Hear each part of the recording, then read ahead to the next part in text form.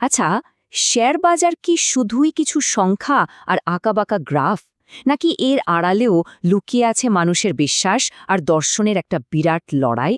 ব্যাপারটা হলো, প্রত্যেকটা ট্রেডিং স্ট্র্যাটেজির পেছনে কিন্তু মার্কেট নিয়ে একটা গভীর বিশ্বাস কাজ করে। কেউ মনে করেন মার্কেট একটা নিয়মে চলে, আবার কেউ ভাবেন মার্কেট যেদিকে দৌড়াচ্ছে সেদিকেই দৌড়াবে। চলুন আজ আমরা মার্কেটের মনের ভেতরের এই ভিন্ন ভিন্ন দর্শনগুলো নিয়েই একটু কাটাছেড়া করি। একবার ভাবুন তো, মার্কেটটা যদি একটা যুদ্ধক্ষেত্র হতো, যেখানে দুটো একেবারে ভিন্ন বিশ্বাস একে অপরের সাথে লড়ছে। একদিকে একদল ভাবছে দাম যতই বাড়ুক বা কমুক ঠিক তার আগের জায়গায় ফিরে আসবে, আর অন্যদিকে আরেক দল ভাবছে আরে না, দাম যেদিকে যাচ্ছে সেদিকেই যেতে থাকবে। আজকের এই আলোচনাটা বলতে পারেন সেই যুদ্ধেরই গল্প। তো চলুন মার্কেটের এই দুটো মূল দর্শনকে আরেকটু কাছ থেকে দেখা যাক, কারণ এই দুটো ভাবনাই কিন্তু ঠিক করে দেয় যে একজন ট্রেডার কখন শেয়ার কিনবেন আর কখন বেচবেন। আর এখানেই কিন্তু আসল প্রশ্নটা লুকিয়ে আছে। মাত্র একটা প্রশ্ন, আর তার উত্তরই কিন্তু দুটো প্রধান ট্রেডিং ফিলসফিকে একদম আলাদা করে দেয়। প্রশ্নটা হলো, দাম কি একটা টানা রাবার ব্যান্ডের মতো আবার তার আগের জায়গায় ফিরে আসে, নাকি একটা খরস্রোতা নদীর মতো একই দিকে বয়ে চলতে থাকে? তো একদিকে আছে মিন রিভার্সন, এরা বাজি ধরে যে দাম তার অ্যাভারেজ বা গড় মানে ফিরে আসবেই।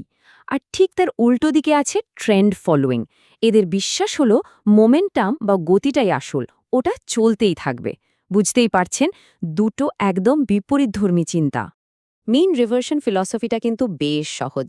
এর মূল কথাটা হলো, মার্কেটের যে কোনো চরম ওঠানামা, মানে এক্সট্রিম হাই বা লো, আসলে টেম্পোরারি বা অস্থায়ী। যখন দামটা তার নর্মাল অ্যাভারেজ থেকে অনেক দূরে চলে যায়, তখন মনে হয় যেন একটা অদৃশ্য শক্তি ওকে আবার মাঝখানে টেনে নিয়ে আসে।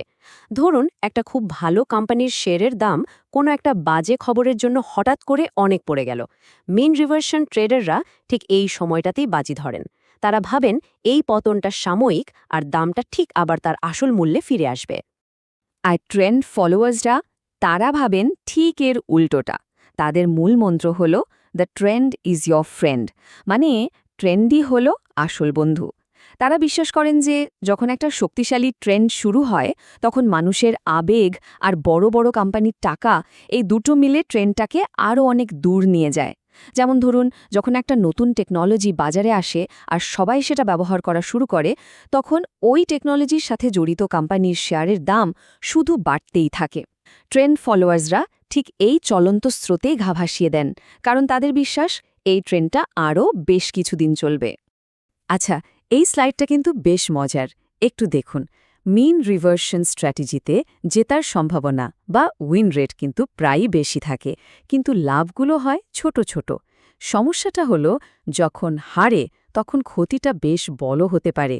অন্যদিকে ট্রেন্ড ফলোয়িংয়ে হারার সম্ভাবনাটাই বেশি, মানে অনেকগুলো ছোট ছোট লস হয়, কিন্তু যখন জেতে তখন লাভটা হয় বিশাল, যা আগের সমস্ত ক্ষতি পুষিয়ে দেয়। ব্যাপারটা অনেকটা কচ্ছপ আর খরগোশের গল্পের মতো।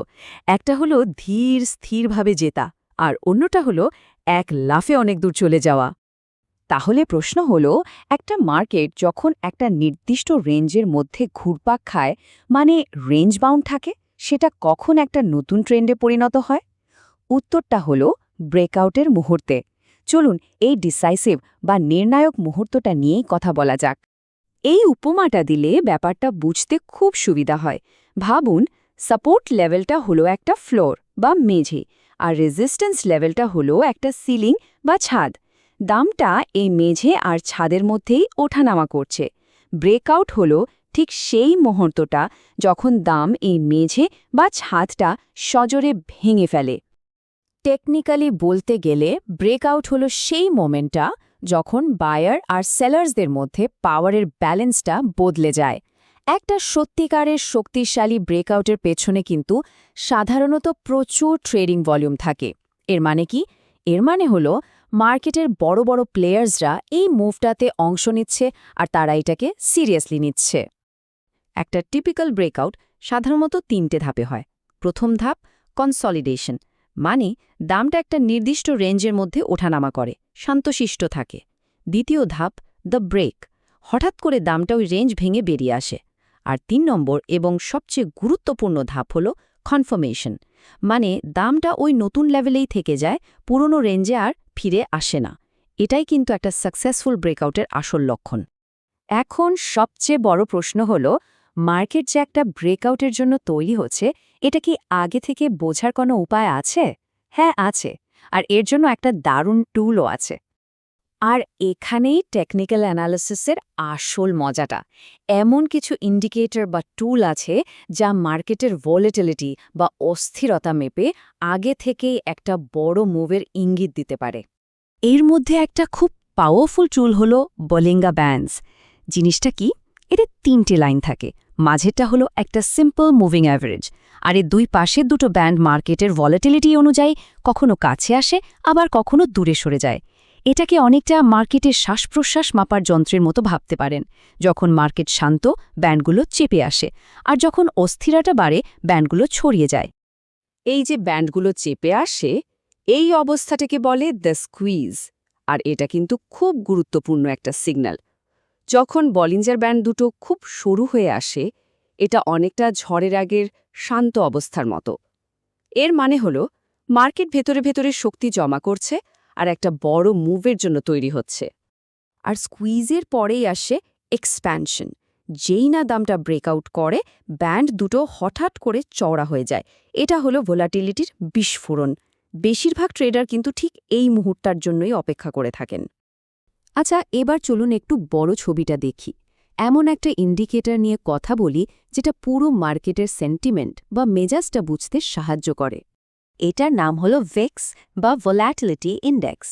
তবে এর একটা ডাকনাম আছে, ফিয়ার ইন্ডেক্স বা ভয়ের সূচক। এটা আসলে S&P 500 ইন্ডেক্স অপশনসের উপর বেস করে আগামী ৩০ দিনের সম্ভাব্য ভোলাটিলিটি কেমন হতে পারে সেটার একটা মাপকাঠি। সোজা কথায়, যখন ভেক্স বাড়তে থাকে, তার মানে হল ইনভেস্টরদের মধ্যে ভয় আর অনিশ্চয়তাও বাড়ছে। সাধারণত ভিক্স যদি 20 নিচে থাকে, তাহলে ধরে নেওয়া হয় মার্কেট শান্ত আছে। কিন্তু এই সংখ্যাটা যখন 40 বা 50 পেরিয়ে যায়, তখন ইনভেস্টরদের কপালে ভাঁজ পড়তে শুরু করে। আর 80-র উপরে, ওটা মানে মার্কেটে চরম আতঙ্ক ছড়িয়ে পড়েছে। এই স্লাইডটা একবার দেখুন। 2008 সালের ফিনান্সিয়াল ক্রাইসিসের সময় ভিক্স 80 পার করে গিয়েছিল। আবার ঠিক একইভাবে 2020 সালে যখন কোভিড প্যান্ডেমিক শুরু হলো, ভিক্স প্রায় 82.7-এ পৌঁছেছিল। এই সংখ্যাগুলো আসলে মার্কেটের চরম ভয় আর অনিশ্চয়তারই প্রতিচ্ছবি। তো আমরা 3টে আলাদা আলাদা কনসেপ্ট নিয়ে কথা বললাম। এখন আসল এবং সবচেয়ে গুরুত্বপূর্ণ প্রশ্নটা হলো, এই স্ট্র্যাটেজিগুলোর মধ্যে কোনটা কার জন্য সবচেয়ে ভালো কাজ করবে। এই টেবিলটা দেখুন, এখানে সবগুলোকে এক জায়গায় আনা হয়েছে। মিন রিভার্সন হলো তাদের জন্য যারা বিশ্বাস করেন যে মার্কেট তার স্বাভাবিক অবস্থায় ফিরে আসবেই। ট্রেন্ড ফলোয়িং তাদের জন্য যারা গতির সাথে, মোমেন্টামের সাথে চলতে ভালোবাসেন। আর ব্রেকআউট ট্রেডিং, ওটা তাদের জন্য যারা ঠিক ডিসাইসিভ মোমেন্টে, একটা নির্ণায়ক মুহূর্তে মার্কেটে এন্ট্রি নিতে চান। আসলে আসল কথাটা হলো, লং টার্মে সাকসেসফুল হতে গেলে এমন একটা স্ট্র্যাটেজি বেছে নিতে হবে যা নিজের পার্সোনালিটি আর সাইকোলজির সাথে খাপ খায়। যেমন, যে মানুষটা খুব ধৈর্যশীল, অ্যানালিটিক্যাল, তার জন্য হয়তো মিন রিভার্সন ভালো কাজ করবে। আবার অন্যদিকে যে ছোট ছোট লস মেনে নিয়ে একটা বড় লাভের জন্য অপেক্ষা করতে পারে, তার জন্য ট্রেন্ড ফলোয়িং হয়তো বেশি উপযুক্ত। একটা কথা মনে রাখা দরকার, সেরা স্ট্র্যাটেজি কিন্তু সেটা নয় যেটা সবচেয়ে বেশি লাভ দেয়। সেরা স্ট্র্যাটেজি হলো সেটা যেটা আপনাকে রাতে শান্তিতে ঘুমাতে দেয়। তাহলে শেষ পর্যন্ত মার্কেট কিন্তু একটা ফিলসফির যুদ্ধক্ষেত্র। এখানে কোনো একটা পারফেক্ট বা সঠিক উত্তর নেই।